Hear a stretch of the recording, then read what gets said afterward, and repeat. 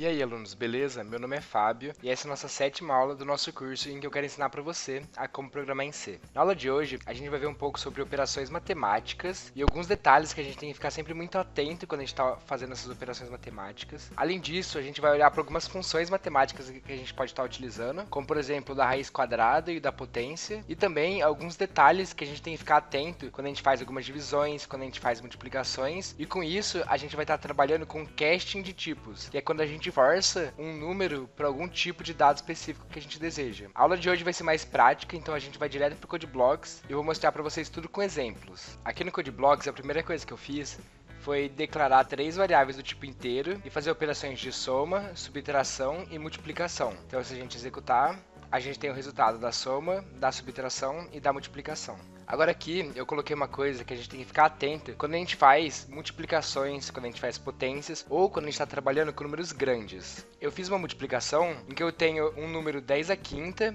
vezes 10 à quinta. Isso daqui dá 10 à décima. E com isso a gente tem que ficar atento com o valor máximo que o número inteiro pode suportar. Na aula de variáveis e tipos de dados, eu comentei que o número inteiro suporta aproximadamente o número de 2, 10 à nona. Ou seja, quando a gente fizer essa operação aqui, o que vai acontecer? Essa multiplicação, ela ultrapassa o valor que um inteiro pode suportar. Então, o resultado que a gente vai ter aqui vai ser um resultado que não condiz com a realidade. Isso é um detalhe muito importante que você tem que ficar atento, porque quando a gente compilar, o programa não vai dar nenhum erro, tudo vai ocorrer bem, mas o resultado dessa multiplicação não vai ser correto. Aqui eu vou comentar essa linha e eu vou executar para vocês verem o resultado disso.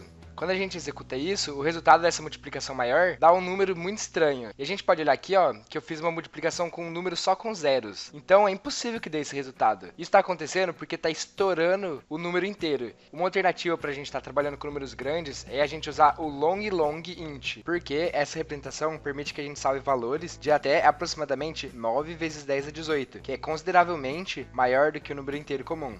Aqui, para a gente declarar um número long, a gente vai digitar o long e o nome da nossa variável. A gente poderia também digitar long int, funcionaria também da mesma forma. E aqui, a gente tem que ficar atento com isso daqui, ó. Isso daqui que a gente está fazendo é o que a gente chama de casting, que a gente está forçando o número a ter o tipo de dados que eu estou especificando. Se eu não colocar essa linha aqui e a gente der o printf, você pode ver que o resultado, tanto da multiplicação usando o inteiro e tanto da multiplicação usando o long, deu um número errado. Isso não faz sentido, não é? Porque a nossa variável do tipo long, ela deveria suportar o tamanho que a gente quer. Mas o que a gente tem que ficar atento é que nessa multiplicação a gente está multiplicando o que o C entende como 2 inteiros. Então ele está multiplicando um inteiro vezes outro inteiro, pegando o resultado disso e salvando nessa variável. Só que o que acontece? Quando a gente multiplica um inteiro com outro inteiro, o valor que ele vai dar, o inteiro não suporta. Então nessa operação intermediária, antes de salvar para a variável long, o número não cabe no inteiro e por isso a gente está salvando o valor incorreto. Então a gente precisa forçar com que algum desses números sejam do tipo long, para que essa operação seja feita baseada em uma variável do tipo long. Então aqui a gente vai escrever long, entre parênteses, antes de uma variável. Isso força com que esse número seja do tipo long, e portanto a operação toda ela vai ser baseada na variável do tipo long. Uma coisa que a gente pode fazer para facilitar utilizar a variável do tipo long, por exemplo, é uma coisa bem boba, mas pode facilitar muito, é escrever aqui ó, um define ll long. Isso vai fazer o quê? Vai fazer que toda vez que a gente digite ll, ele substitua por long. Isso faz com que na hora da gente declarar, em vez de a gente digitar long, a gente possa digitar apenas ll, por exemplo. E aí toda ocorrência de long, você pode substituir por ll. E na hora de compilar, o pré-processador vai mudar esse ll pela palavra long. O formatador que a gente utiliza pro long é o LLD. E agora, dando esse casting aqui, a gente pode ver que o resultado condiz com a realidade. Agora sim faz todo sentido esse número aqui. Dando continuidade aos nossos exemplos, agora eu vou falar um pouco sobre a divisão e alguns detalhes. Para a gente fazer a divisão, a gente pode simplesmente fazer um número dividido por outro número. Nesse caso aqui, eu estou utilizando duas variáveis para efetuar a nossa divisão. Aqui, se a gente executar o nosso primeiro exemplo, dividir 3 por 2 é 1,5, então a gente executa. E o resultado que ele deu é 1. Isso daqui está acontecendo porque a nossa variável de divisão é do tipo inteiro. Então, sempre que a gente tiver uma divisão sendo atribuída para uma variável do tipo inteiro, ele vai pegar apenas a porção inteira do nosso número. Então, se a gente tem, por exemplo, um resultado de uma divisão que dê 3,25, o número que vai ser salvo no nosso variável inteira vai ser apenas o 3. Aqui embaixo, eu fiz um exemplo utilizando uma divisão real, que é com o tipo float. E aí eu estou dando printf nesse resultado. Vamos executar e ver o que acontece. Agora, o resultado da divisão real deu 1.000 também. Mas calma, isso é estranho, não é? 3 dividido por 2 dá 1,5. Por que apareceu 1.0? Isso ocorre exatamente pelo mesmo motivo que a nossa multiplicação dava errado quando a gente não fazia o casting. Aqui, a nossa variável A e B, ela é do tipo inteiro. Então, quando eu estou fazendo essa divisão aqui, o C pressupõe que você quer fazer uma divisão do tipo inteiro. Então, para que isso funcione, ou a gente tem que mudar os tipos das variáveis para float, por exemplo, ou então fazer apenas o nosso casting, convertendo aqui o número A para um tipo float. E agora, se a gente executar, a gente obtém o resultado correto, que é 1.5. Aqui embaixo eu já tinha dado esse exemplo, que é fazer o casting para float, e a gente está forçando a nossa variável A ser do tipo float. Aí aqui embaixo eu dei um outro exemplo que a gente pode fazer também, é forçar que ele seja float utilizando um número do tipo float. Ou seja, a gente tem o 1.0 aqui multiplicando A. Isso vai fazer com que essa parte dentro do parênteses seja do tipo float. Então é como se a gente estivesse fazendo um casting. É uma possibilidade também. Se a gente executar, a gente obtém o mesmo resultado. Aqui o 1.5. E vale ressaltar que isso não acontece só porque a gente está utilizando variáveis do tipo inteiro. Então, se a gente, por exemplo, fizer a divisão de 3 dividido por 2, o problema vai acontecer exatamente da mesma maneira. Quando a gente executa, a gente tem o 1.0. Aí, o que a gente poderia fazer é fazer, por exemplo, 3.0. Isso força com que a operação seja executada usando o tipo float. E dessa forma a gente obtém o resultado que a gente espera. Então isso daqui é um detalhe que a gente tem que ficar sempre muito atento, porque é o tipo de erro que o compilador não acusa pra gente. E por isso a gente tem que ficar muito esperto com esse tipo de detalhe.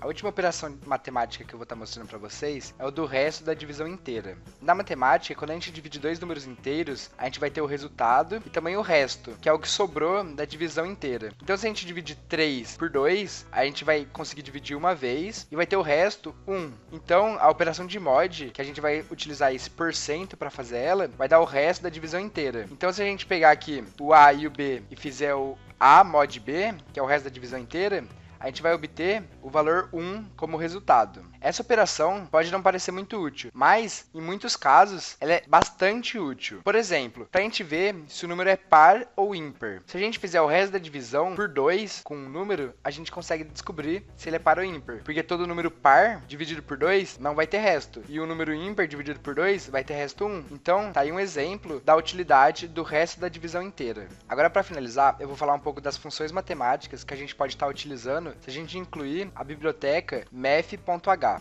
Essa biblioteca, ela possui várias funções matemáticas e aqui no vídeo eu não vou estar mostrando todas elas. Por isso eu recomendo que vocês abram o link que eu vou deixar na descrição, que tem a documentação da biblioteca math.h. E nessa documentação, ela contém todas as funções que essa biblioteca contém e mostra como utilizar cada uma dessas funções. Aqui no site ele fala um pouco sobre a biblioteca math.h e tem uma lista de todas as funções que estão contidas nessa biblioteca. Se a gente clicar em alguma dessas funções, por exemplo, a gente pode estar vendo a documentação da função em si. E a gente pode até mesmo ver um exemplo prático dela sendo utilizada. As primeiras funções que eu vou mostrar para vocês são as de arredondamento. Aqui a gente tem o floor e o ceil. A tradução para o português seria o chão e o teto. Então a gente vai estar arredondando para baixo o número float ou double e arredondar para cima o número float ou double. Então se a gente imprimir aqui o resultado do chão e do teto e a nossa divisão real era o nosso 1.5, né, do 3 dividido por 2, então a gente vai ter como resultado o valor 1 e o valor 2, que é o arredondamento para baixo e o arredondamento para cima. Aí aqui por fim, eu deixei algumas funções que eu acho legal vocês saberem que elas existem e algumas peculiaridades que elas têm. A primeira que eu deixei é a de módulo inteiro, que ela vai retornar a representação positiva do número que tiver aqui. Então se a gente tiver o menos 1, ela vai responder 1. Além disso, a gente tem o módulo para números reais. Então se a gente quer um módulo de menos 8.12, por exemplo, a gente precisa utilizar o FABS. Tudo isso está na documentação, que aqui essa função ABS recebe o número inteiro e a função FABS recebe o número real, float ou double. Então a gente tem que ficar atento a esses detalhes. Aí depois também a gente tem o SQRT,